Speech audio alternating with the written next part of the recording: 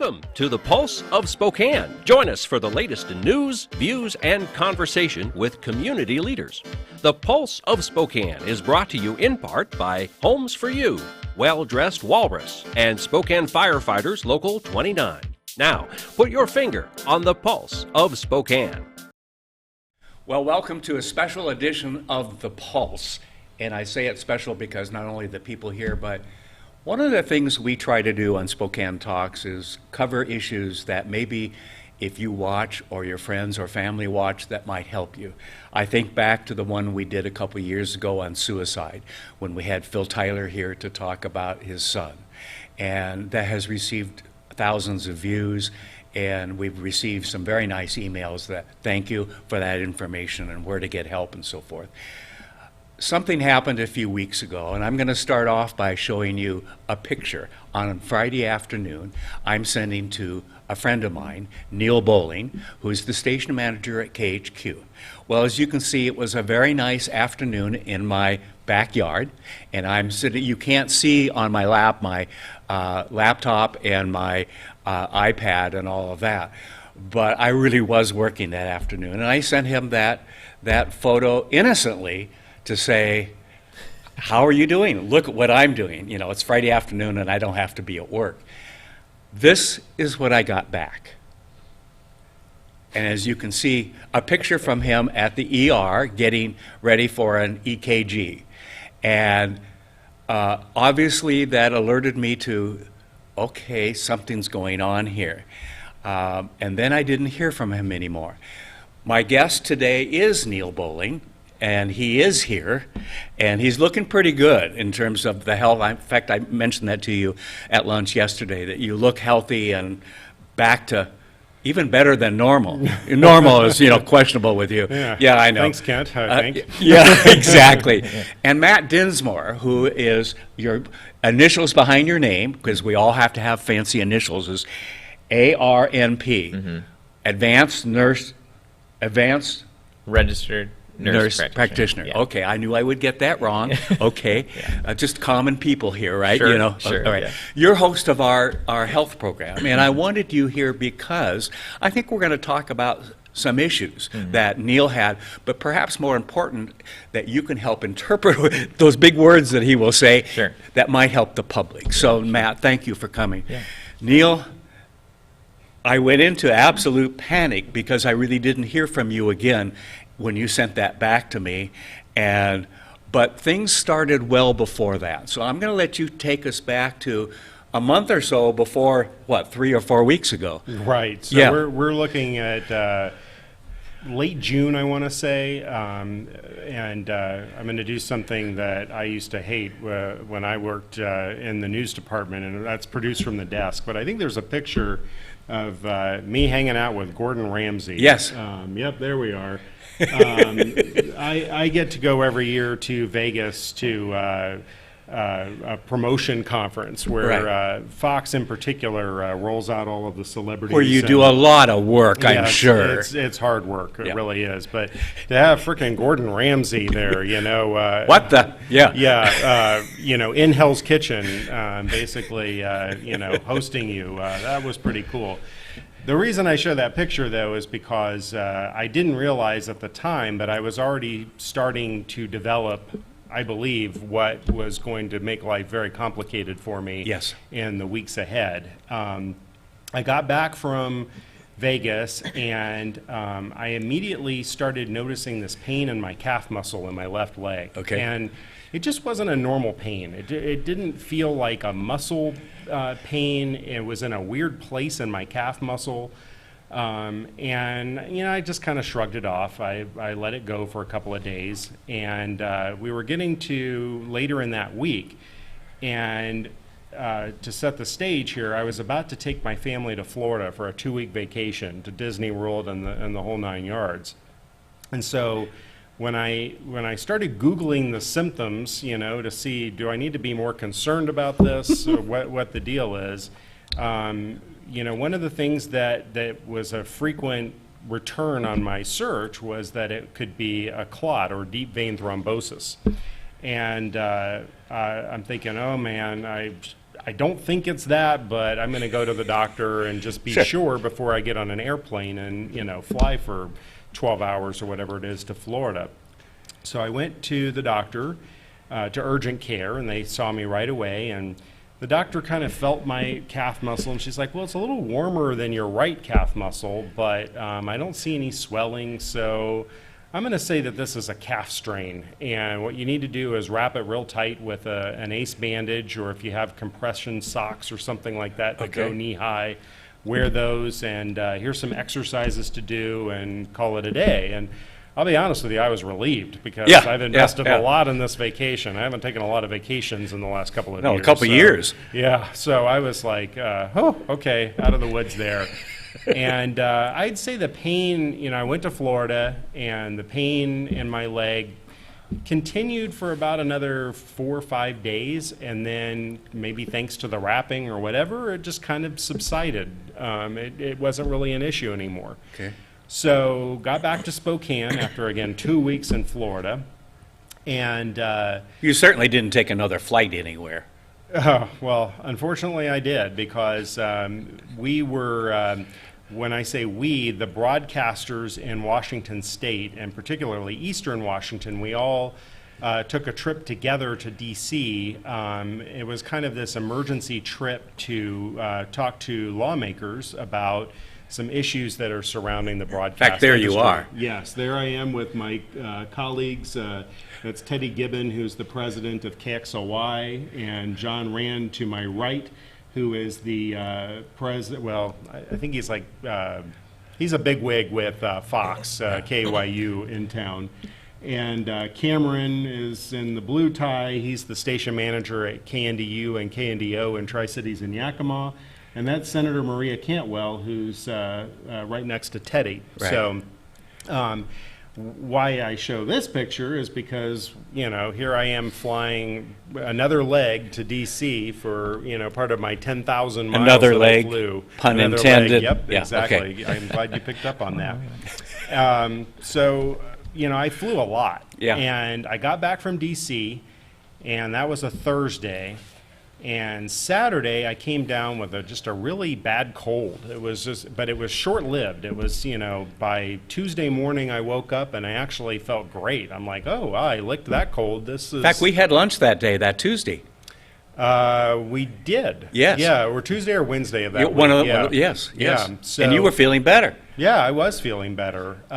However, that Tuesday morning when I got to the TV station, I always take the stairs. It's my only way of getting real exercise, to be honest with you. Yeah, we've all noticed that. Yeah. So I bound up the stairs, and I am just completely gassed. I mean, I was like, just deep breaths. And I'm thinking, wow, this is weird. I mean, I'm never, it gets the heart going, when you're climbing a couple of levels, but not to that extent. So I just kind of wrote it off as, well, this is the cold. I've got chest congestion or something like that, and it's just not really manifesting itself like normal. Well, every time I took a walk, even if it was a short walk without stairs or anything, I was just really winded. I mean, I struggled to catch my breath that week. So Friday rolls around, and it was a beautiful Friday, and I thought, I need to go downtown to grab lunch, and they have the food trucks over there in downtown, and I'll stop by the credit union there, the SDCU, and withdraw some money that I needed for something else. And I'd forgotten about this until after, but I was so out of sorts that I couldn't remember my PIN number when I was withdrawing the money. And I've had this PIN number forever. I won't tell you 1, 2, 3, 4. No, just kidding. I just spaced it, and I had to go into the credit union in order to withdraw the money because I was just not with it. And I even on the outset of that walk downtown, and we're not talking a huge distance here, it's about a 15-minute walk, if that, one way. I was like, man, I'm really struggling. I'm really out of breath. I'm perspiring heavily. I thought it was the remnants of that cold. Sure, so I'm like, I'm just going to power through this. My lungs need this. The walk will be good for you. Exactly. Sunshine. But on the walk back, I mean, I was like every 10 to 15 feet, I had to stop and like lean against buildings to kind of catch my breath. It was just, I was just miserable. I actually contemplated taking an Uber back to the station. I was going to ask you that. Yeah. And I thought for a minute, well, I'll struggle and I'll make it back. But You're what in I'm going Spokane, you'd have done a Lime bike or something. Yeah, like that. exactly. Yeah, right. If I saw a Lime scooter, I would have taken it, but they were all out. Okay. So I just made the decision I'm going to urgent care. This is probably walking pneumonia or something like that, and I need to nip this in the bud. Did you have chest pain at any point during that? Just tightness. Okay. Which I just kind of associated with the cold and that sort of thing. I've got to ask a question, Matt. Is that what he's describing and you've heard so far, is that kind of normal for the blood clots and so forth? That it makes you think it might be something different? Yes and no. I mean, it's interesting, I guess. I mean, you certainly have the risk factors in regards to the flights and the trips for having a clot that would break loose from your leg and go to your lungs. But you had all these other things kind of going on, which kind of muddied the water, right? Maybe this is a cold and pneumonia, and I'm just, all right, you can kind of explain it off. Where maybe you wouldn't have been so quick to say, like, okay, my lungs have been fine up to this point. I haven't even had a cold. And so it's just interesting how the story is unfolding, how I could, in your position would say, I'm just, push through it, like we've all had colds before, what's the big deal? Yeah. And I guess usually we see maybe the shortness of breath sometimes a little more suddenly than as he's explaining. Okay. And then maybe a little more chest pain. So, we'll see chest tightness as well, but sometimes we'll, say, oh, you're having a heart attack, it'll present like that. So, not completely atypical, though the risk factor, or a little atypical, though the risk factors I think were there. So wow, yeah, continue. So I'm in urgent care, and I think I had just gotten there by the time that you and I had our exchange. And they've got the little tab on my finger, which is monitoring the oxygen and saturation. And I saw the little green note on your lap, like what to do with you if you died immediately or something. Well, I don't think that. No, I'm that, kidding. But, give everything to Kent. Wow. But I was just pleased that I spelled pneumonia right in my response Hey, back to you. I didn't yeah. even know my PIN number, and I'm. Well, for some of us, spell check comes in handy for that very, word. very handy. That's right. So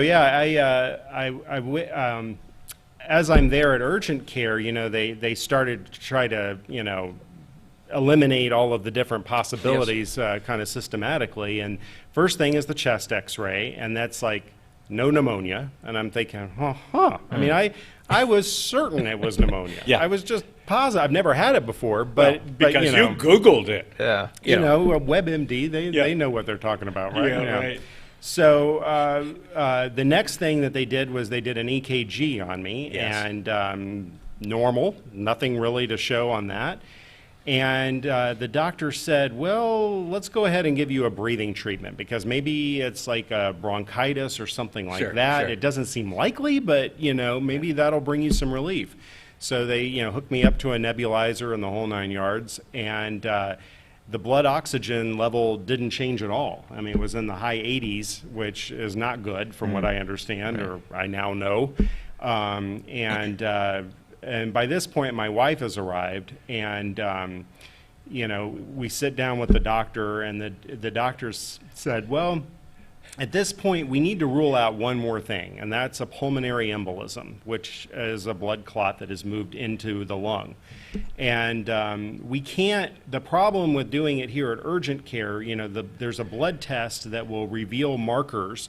They're not always foolproof markers, but they're good indicators that you would have pulmonary embolism. The problem we have is that the results won't come back until the next day. And he goes, if this really is a pulmonary embolism, and judging by the condition that you're in right now, I don't think you should wait. Yeah. And he goes, I would just much rather you be mad at me for going to the emergency room and, getting a blood test there and waiting all that time, and it turned out to be nothing, then you go home today and you don't make it. Right. And so... And what are you thinking at this point?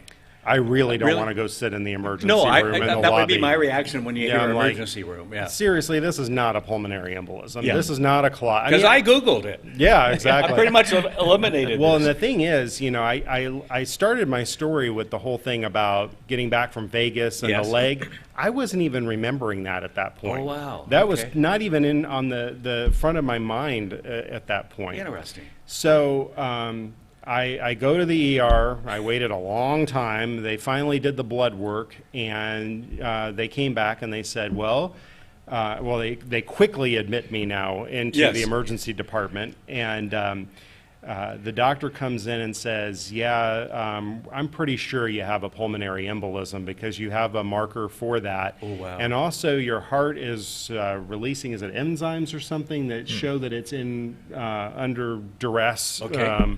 And it was like 4 times what the normal, enzyme count or whatever it is that they're measuring. Sorry if I'm messing up Doing good. my WebMD skills here. I love it. So he said, let's get you back to get you a CT scan so that we can really pinpoint where the pulmonary embolism is. We'll start you on a heparin drip, which should stabilize the clotting situation for now.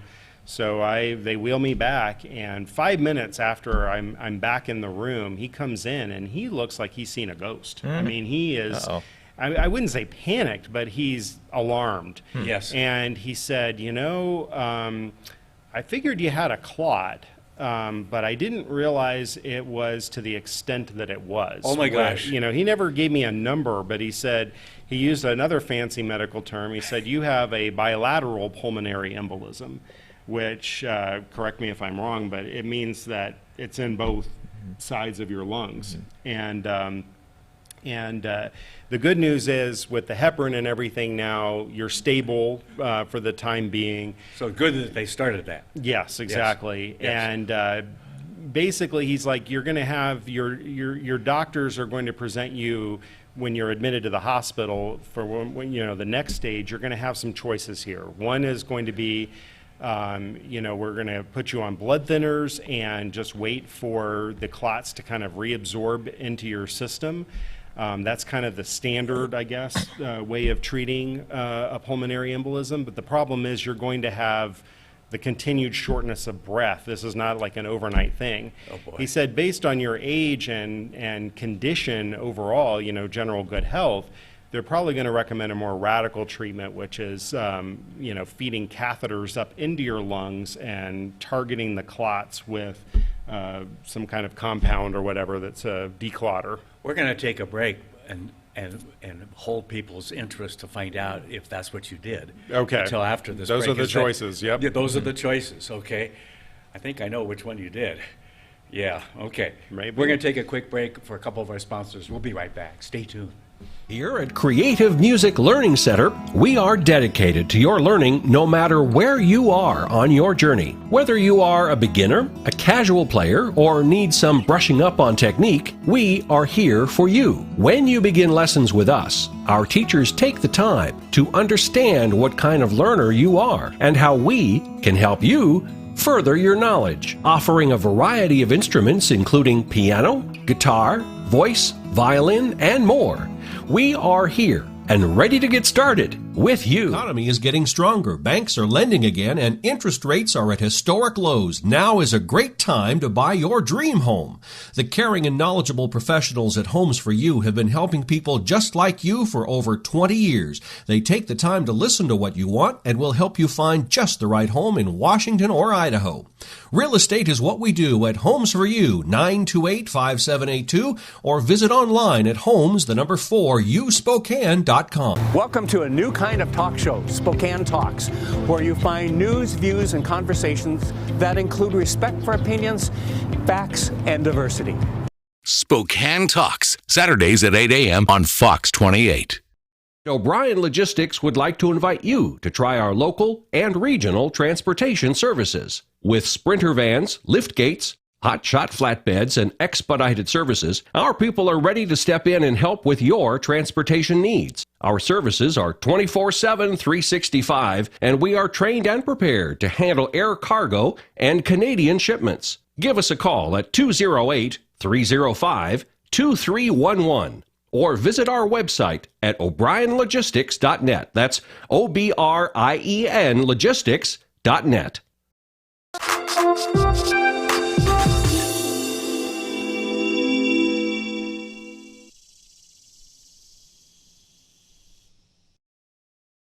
Well, welcome back with Neil Boling and Matt Dinsmore.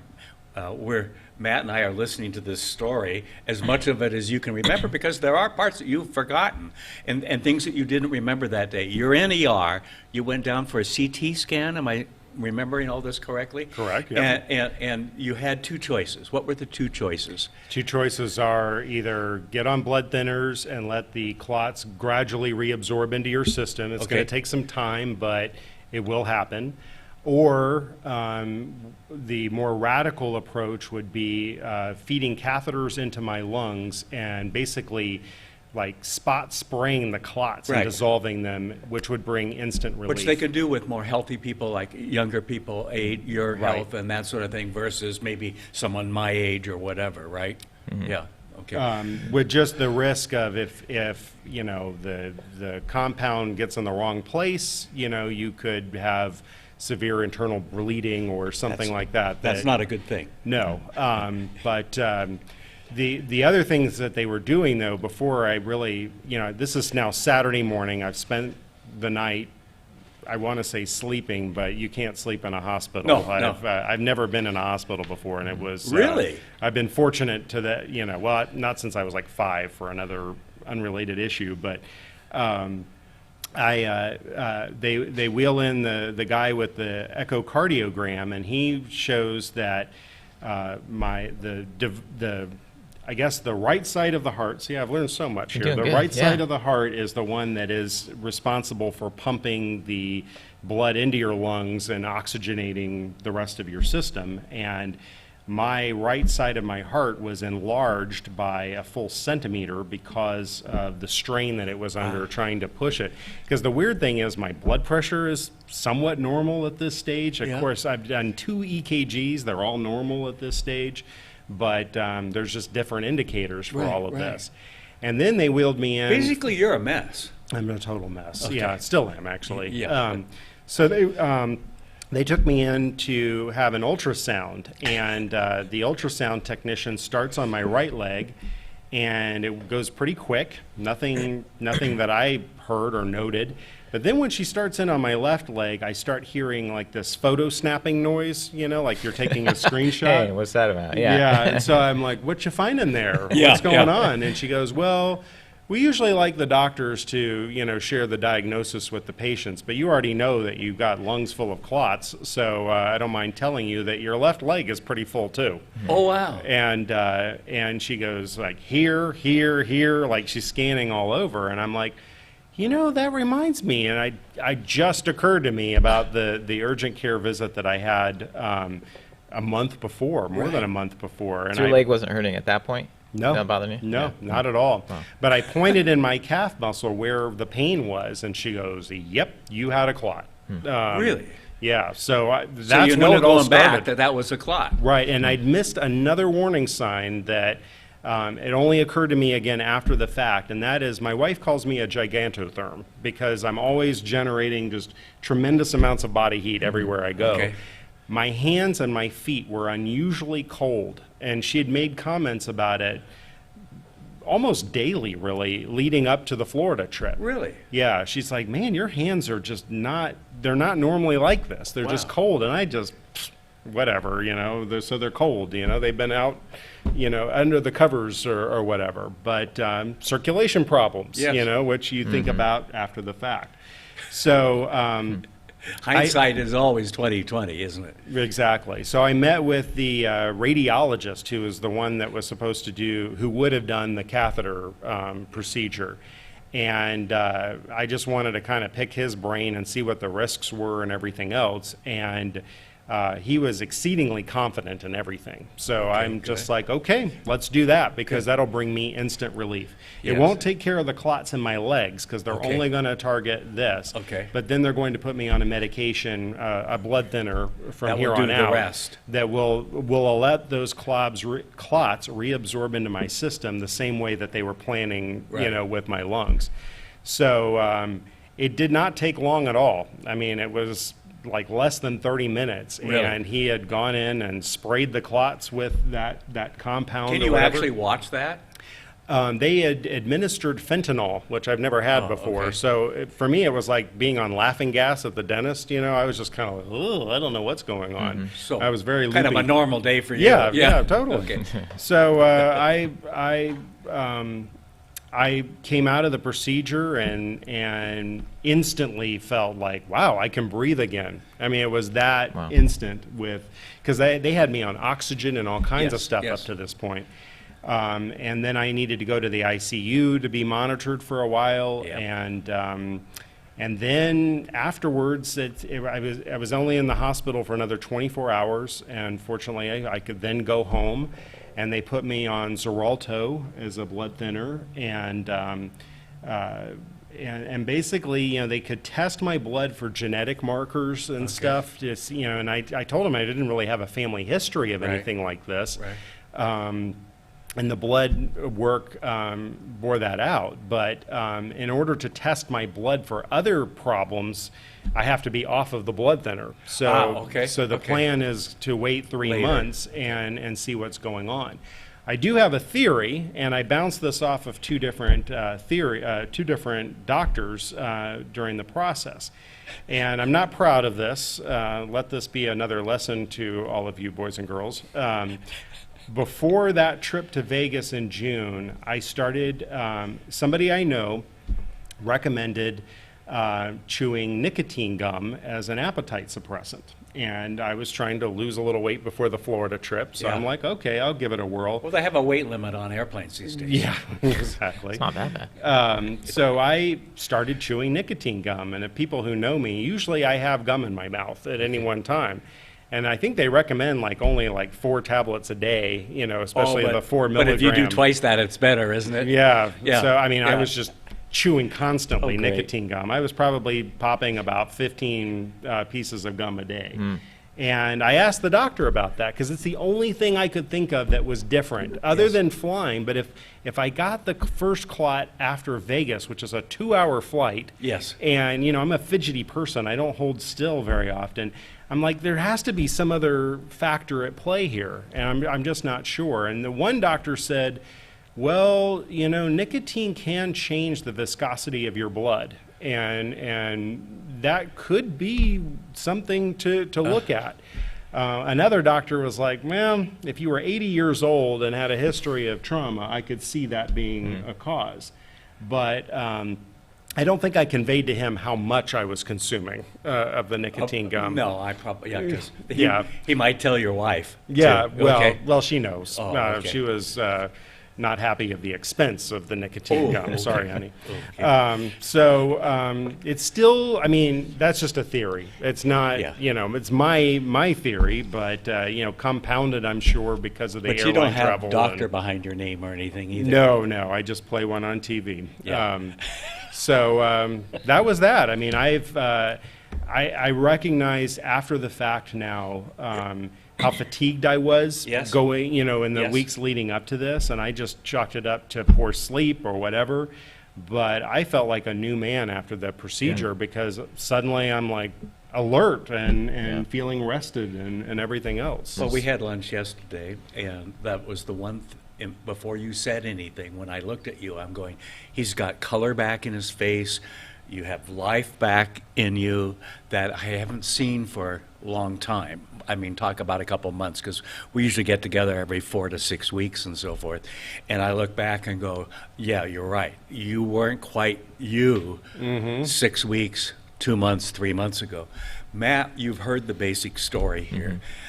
What I like to do is, what can we do to tell the folks that are watching to pick up on some of the signs? Hindsight is always 20/20, Sure. but what can we do? Because there's a big lesson. Here's somebody who's 41, okay? Yeah. Not someone like my age or whatever A lot of that you would comorbid expect to maybe conditions, have yeah. some things go wrong. He Right. lives in he's got a couple of kids at home, you know, Sure. and everything else. He used to do stairs at work. Yeah. I think he's back to that. I'm back now. to stairs. Okay, you know, and all that. And so we all think our life is doing fine, and once in a while we get some help our audience understand, because let's prevent this happening to somebody else. Sure. Well, I kind of fear that, like now, anytime somebody has calf pain, they're like, I got a blood clot in my leg. Yeah, It's no. And however, I think that maybe there are a couple things to take away. One is that anytime you have a long trip, whether it's a couple hours in a car or plane ride, it doesn't have to be from here to Florida, for a clot Right. to develop. Really, any sedentary, when you're sitting for a long period of time, puts you at risk for a blood clot. We're yet to know whether you maybe have a genetic disposition to having clots. That's, we'll have some hindsight. But if you have a family history of blood clot disorder, that would just be another kind of card in your pocket that you'd have to remember, that if you have calf pain after a long trip, you might have a little higher risk. Smokers would have a higher risk in general. Maybe. Okay, so that comes into the nicotine issue, maybe could a little. be, yes. Peripheral vascular disease is higher Okay. with those who are smokers. So you have a higher chance of vascular issues or poor circulatory problems, Right. and therefore a higher chance Right, okay. for clots. So you got to kind of know your risk factors. And what I think is interesting about your story is, you went to the doctor, right? You had pain. You didn't just ignore it, right? You went to the doctor. You got some reassurance. And usually what I would say is, common things happen commonly. And in medicine, they say if you hear hoof prints or hear hoof prints, hear hoofs galloping on the ground, is what I'm Right. saying. Good chance there's a horse or something Yes, coming after don't you. assume it's a zebra, right? Okay. And so I think that if the first diagnosis doesn't land and symptoms continue, you got to represent to Yeah. the provider, right? Because the differential then expands a little bit from a provider's perspective. Do you go back to the same provider, or do you go to a different urgent care, or do you? I mean, what Yeah. do you do? Well, I'm family medicine focused, so I'd say yes, go to your family medicine physician that you have a relationship with, right? And that you can communicate. Hey, you said come back in if my symptoms aren't better, and they're not better. Okay. Well then this is, from a provider's perspective, we need to go to B and C, Okay. and open up the differential a little bit. What's tough about your story is kind of your calf pain got better, right? So, Yeah. you're not calling your provider back. I mean, Well, and there was one other ingredient in all of this, and that is I bought new shoes when I was in Las Vegas because okay. they have outlet malls there. And Yeah, I was yeah. like, I'm about to walk a whole ton when I'm in Right. Florida, so I bought new shoes, and I thought maybe Yeah, the arch support is different and it's messing Yes. with my calf. Yeah. That would make sense, though, Totally. wouldn't it? Oh, yeah. And I Totally shared makes that sense. theory with the doctor, who Yes. probably kind of biased her a little bit, Yeah. about, Absolutely. well, that's probably the new shoe. You're absolutely right. Yeah. Healthy guy, shorter flight, just come back if it's any worse, Yeah, and- exactly. Yeah, so I think that's always the challenge with medicine, right? Is we could order a ton of expensive tests, and maybe that, again, in hindsight, that would have been worthwhile in your case, if the clot truly did start then. But as providers, they're also trying to utilize resources appropriately. And so Yes. it's like, man, you're just playing this balance. So I think if patients know that providers are considering both those things, Yeah. right, that will give you liberty to follow up and say, hey, this is continuing. We need to do something about it, and just continue to try to communicate to your provider. I hear you saying be a little more aggressive in the follow-up of your Yeah, own care, absolutely, too. yeah. Not that you weren't, but you thought things had changed and things were better. You also had a couple of things scheduled. You don't want to disappoint your family, who hasn't been on this vacation for 2.5 years. I was more excited, I think, than anybody about the the Disney aspect, Yeah, and yeah. hanging out with family down there and everything else. So Yeah. I mean, but I think all of us have been there, and we walk away going, I don't think it's that, Kent. I don't think it's that, Neil. And we kind of go, whew, Yes, okay, right. because they're the expert. You're the expert Right. as a nurse, as a doctor, as caring for patients and so forth. Right. And today, with all of the opportunities and the solutions and the number of patients that doctors and like you do and everyone else has to you have to have today to make a living Yeah. with medical care. We need to be more aggressive on our own care. Yeah. And I've kind of learned that the last 6 months or year myself. Absolutely. Is okay, but I am going to call you back and come in a month if it's not better, doctor. Yeah. And it's good to do that, Kent. And then it's on me for the next 30, 45 days. Okay, it's gone away. I'm fine. I'm feeling fine. You know, I'll wait till my 6 month or a year checkup, and I'll be okay. And Yeah, absolutely. I think so. That to me is a very clear lesson Yeah. that we all have to take from this. Yeah. So let me ask you, how you doing now? I feel like $1 million. That's Yeah. what I've been telling folks. I feel like, Is that your new salary? Yeah. Yeah. Don't I wish? Yeah. Because I've got some hospital bills now, you know. Oh yeah. No kidding. No kidding. 36 hours in the hospital is not cheap, let me tell you. Yeah. But it could have been far worse. And Yes. I'm just incredibly grateful, especially to the doctor in urgent care who, Dr. Hennessy, I'll just call him out because Okay. he was Yes.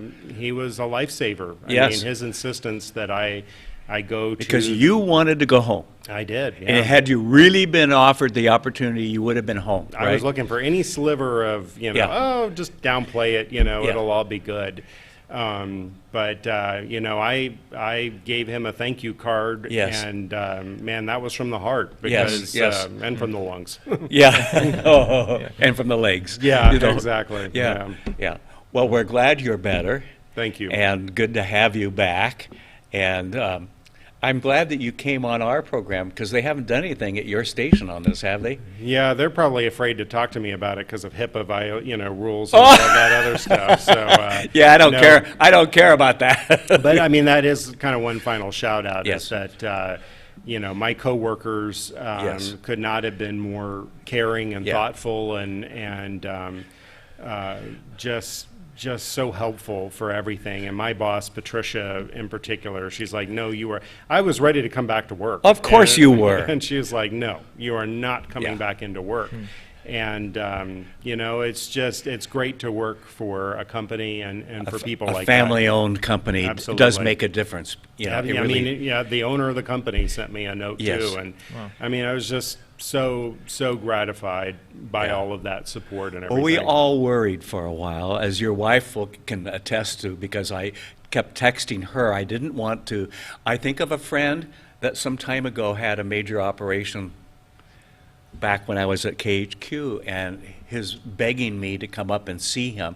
He was on the morphine punch, where you can go as long as until you run out. Yeah. And he wanted me to come up to say hi and all that, and I said, no, I'm not going to, because having been in the hospital once for 2 weeks with pneumonia, sometimes the last thing you want to do is see somebody, okay? And so I didn't go up, and a friend of mine did, and called me and said, well, good choice, Kent. There's a note on his door, no visitors, because he had reached a point where he was absolutely exhausted. So I went through your wife to say, when can I do anything? Can I come sit with you, and put something in the drip, whatever it might take. Well, she had confiscated my phone. Yes, And yes. She was a pit bull. Phone. She said phone, your laptop, and something Oh else. yeah, she wouldn't let me have No, any no. of it. In She, fact, I sent her back. Like, way to go. Yeah, no, she was, just everything you'd want in a wife, dogged Yeah, and yeah. determined and protective of her husband. Yeah, And, I can't tell you how much she means to me, too. Yes, absolutely, absolutely. Yeah. Well, having a family around, and then seeing you, a little less than a week after that, helped reassure me that you didn't look great, but you look a lot better. Okay, Right, you yeah. look great now. So Well, thank you for sharing your story. Thank you, Ken. Because hopefully we've helped save someone out there. Matt, thank you for Matt. interpreting some of all that's gone on. And by the way, Matt has a program. What's it called on our station? The Health Advocate. Yes, we have the first episode up, and more will be right. coming this next week. That's right. So, all right, thank you very much. And thanks for watching. If you know somebody who might be going through something like this or have concerns, share this video with them, will you? Thank you. Have a great week, everybody. The Pulse of Spokane is produced in Spokane, Washington by SpokaneTalksMedia.com, which is solely responsible for its content. The Pulse of Spokane is brought to you in part by Homes for You, Well-Dressed Walrus, and Spokane Firefighters Local 29. Ask the host a question, recommend a guest, or hear this program again on Facebook, YouTube, Twitter, Apple Podcasts, Spotify, or SpokaneTalksMedia.com.